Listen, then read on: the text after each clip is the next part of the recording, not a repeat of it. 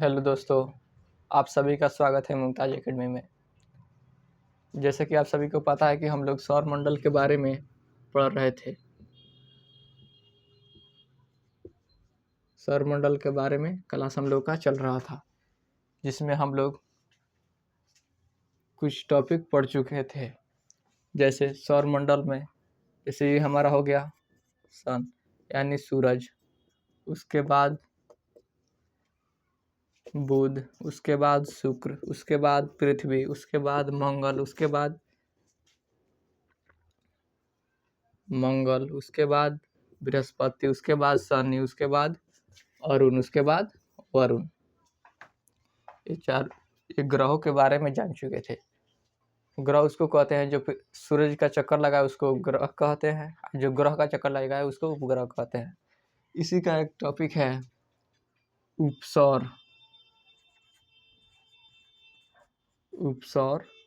और अपसौर। उपसौर, अपसौर और उपभू और अपभू। अपभू के बारे में जानेंगे। इसे जानने से पहले सौर मंडल में इसमें थोड़ा सा और बाकी था, इसके बारे में आज हम लोग जान लेते हैं। सबसे पहले हम लोग जानेंगे चंद्रमा के बारे में। यहाँ पे देखिए, सबसे जल्दी सूरज का चक्कर लगाने वाला ग्रह कौन सा है? वो है हमारा बुध। ये कौन सा ग्रह है? बुध। ये शुक्र, ये पृथ्वी, ये मंगल, ये बृहस्पति, ये शनि, ये अरुण और ये वरुण। सूर्य का सबसे जल्दी चक्कर लगाने वाला कौन सा ग्रह है? वो है बुध। और सबसे देर से चक्कर लगाने वाला वो है अरुण। यानी कि जो सबसे नजदीक रहेगा वही ना जल्दी चक्कर लगाएगा, और जो सबसे दूर रहेगा वो क्या करेगा? वो लेट से चक्कर लगाएगा। उसके बाद ये भी पूछता है कि जो सभी ग्रह सूर्य का चक्कर लगाते हैं वो किस पथ पर चक्कर लगाते हैं? वो लगाते हैं दीर्घवृत्त पे। किस पे लगाते हैं? दीर्घवृत्त। यानी कि सूर्य जैसे यहाँ हो गया सूर्य, तो ये ऐसे चक्कर लगाते हैं दीर्घवृत्त। यानी वृत्त को क्या कर देना है? इसको दाब देंगे तो ये क्या बन जाएगा? ये हमारा बन जाएगा दीर्घवृत्त पे चक्कर लगाता है। वैसे ही सूरज भी, पृथ्वी का उपग्रह कौन सा है? चांद। ये भी किस पे चक्कर लगाता है? ये भी दीर्घवृत्त पे ही चक्कर लगाता है। उसके बाद हम लोग जानेंगे, जैसे कभी कभी क्वेश्चन में ये भी पूछता है जो चंद्रमा है उसका कितना % भाग हम लोग को दिखाई देता है? तो ये हम लोग को दिखाई देता है चंद्रमा का 59% भाग अधिकतम हम लोग देख सकते हैं। उससे ज़्यादा भाग हम लोग नहीं देख सकते हैं। यानी कि जैसे मान लीजिए जाए ये टैब है, जैसे इधर से देखने पर यही हम लोगों का क्या होगा? फेस दिखाई देता है। इसके साथ साथ चंद्रमा जो है ये 27 दिन में ही अपना पूरा चक्कर लगाता है। 27 दिन में क्या करता है? पूरा चक्कर, यानी पृथ्वी को घूम जाता है। वैसे ही पृथ्वी सूर्य का कितना दिन में चक्कर लगाती है? ये लगाती है 365 दिन में। और सबसे जल्द 365 दिन में क्या करता है? पृथ्वी चक्कर लगाता है। और पृथ्वी का चक्कर चंद्रमा कितने दिन में लगाता है? ये लगाता है 27 दिन में। लेकिन जो चंद्रमा का जो भाग हम लोग का दिखाई देता है रात में, वही भाग हमेशा हम लोग को वही भाग दिखाई देता है, दूसरे बगल का भाग नहीं दिखाई देता है। क्यों? क्योंकि लगभग 24 घंटा, क्योंकि क्या होता है, जैसे मान लिया जाए ये हमारा चांद हो गया और मान लीजिए हम गए पृथ्वी। जैसे जैसे ये पृथ्वी घूमता है वैसे क्या होता है? चांद भी ऐसे घूमता रहता है। इसलिए हम लोग को एक ही भाग दिखाई देता है। जैसे मान लिया जाए, जैसे आप लोगों को कभी मान लिया जाए कभी शेर से सामना हो जाए, तो जैसे मान लीजिए ये हो गया, कोई पूछेगा नहीं ये क्या है। जैसे मान लीजिए आगे कोई शेर है, जैसे कभी कभी नहीं होता है, वो ऐसे ऐसे लगता है गोलियां ने। वैसे ही जैसे मान लीजिए शेर हमारे तरफ ताक रहा है, हम क्या कर रहे हैं? उसके तरफ ताक रहे हैं। तो ऐसे ऐसे ऐसे ऐसे घूमते हैं, क्योंकि वो भी हमारे तरफ देखता है और हम भी उसी तरह। इसीलिए क्या होता है, चंद्रमा का एक ही भाग हम लोग को दिखाई देता है। चलते हैं हम लोग फिर आगे। इसमें किसी को दिक्कत है तो आप लोग पूछ सकते हैं। उसके बाद हम लोग उपसौर, अपसौर और उपभू और अभू के बारे में जानेंगे। किसको स्क्रीनशॉट लेना होगा ले सकते हैं। अब इसको हम लोग मिटा दे रहे हैं।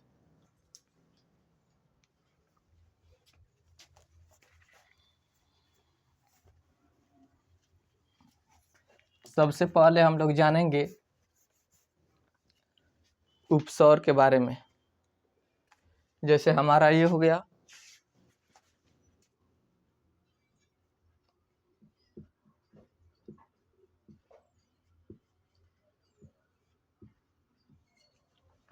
जैसे मान लिए जाए यहाँ पे हो गया हमारा सूरज, और ये क्या करता है, पृथ्वी इसका चक्कर लगाता है। कौन चक्कर लगाता है, पृथ्वी चक्कर लगाता है, पृथ्वी चक्कर लगाती है। यहाँ पे हो गया सूरज। जैसे मान लिया जाए एक बार यहाँ ऐसे इस रास्ते पे क्या करती है, पृथ्वी चक्कर लगाती है, और एक बार यहाँ आती है, यहाँ। अब देखा जाए जैसे पृथ्वी के यानी सूर्य के सबसे जब करीब रहती है पृथ्वी, ये कौन है, पृथ्वी यानी कि अर्थ। जब सूर्य के सबसे करीब रहती है पृथ्वी तो इसको हम बोलते हैं, इसको बोलते हैं उपभू, सॉरी उपसौर बोलते हैं। उपसौर यानी सौर मतलब क्या होता है, सूरज। यानी सूरज के सबसे जब करीब रहती है उसको बोलते हैं उपसौर, और सबसे दूर रहती है तो इसको बोलते हैं अपसौर। अपसौर सबसे दूर रहती है तो अपसौर, और सबसे नज़दीक रहती है तो उपसौर। अब इसका डेट फिक्स रहता है, जब पृथ्वी सूर्य के सबसे नज़दीक होती है उसको कहते हैं उपसौर। ये होता है 4 जनवरी के दिन। 4 जनवरी के दिन पृथ्वी सूर्य के सबसे नज़दीक आ जाती है, और 3 जुलाई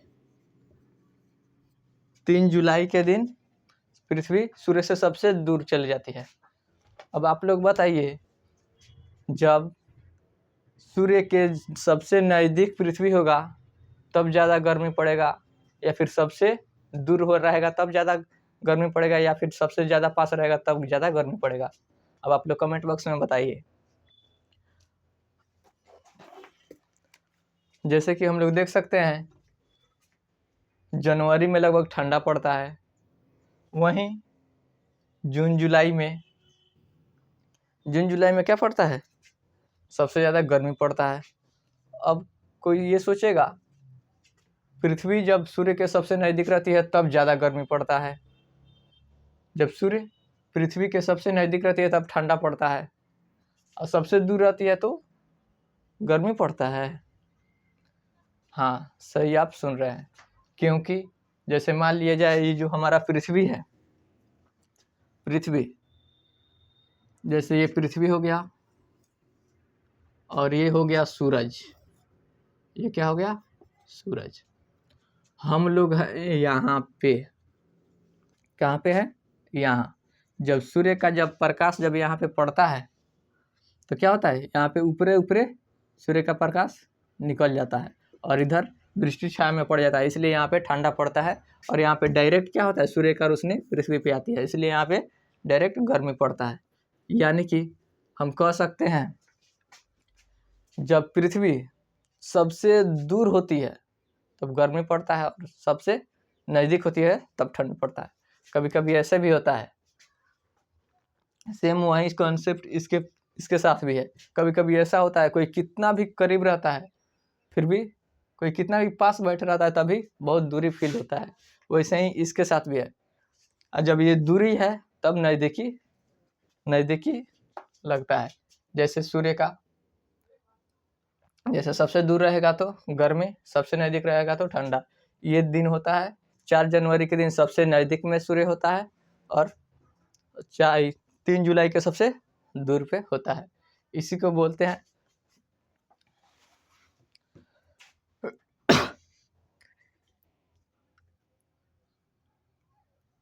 इसमें समझने में किसी को दिक्कत किसी को दिक्कत है तो पूछ सकते हैं।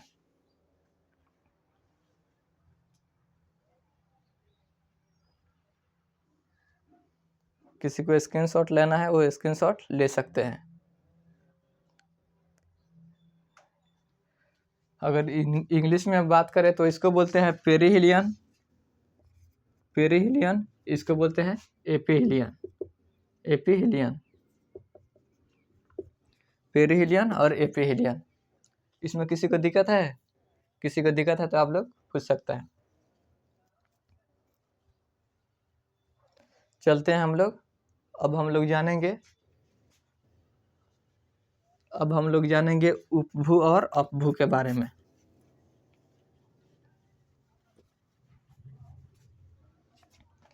अब हम लोग जानेंगे अपभू और उपभू। जैसे ये हमारा हो गया पृथ्वी, ये हो गया पृथ्वी। अब पृथ्वी के चारों तरफ चक्कर कौन लगाता है? ये लगाता है हमारा चांद। कौन लगाता है? चांद, यानी मून।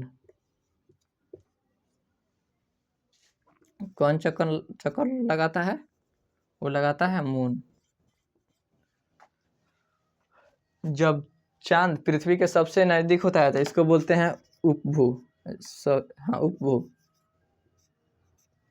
भू मतलब होता है पृथ्वी, और सबसे जब दूर होता है उसको बोलते हैं अपभू। इसको बोलते हैं अपभू। इसको बोलते हैं, अगर इंग्लिश की बात करें तो इसको बोलते हैं पेरिगी, इसको बोलते हैं पेरिगी, और इसको बोलते हैं एपिगी। इसको क्या बोलते हैं? इसको बोलते हैं एपिगी। इसको बोलते हैं पेरिगी, इसको बोलते हैं एपिगी।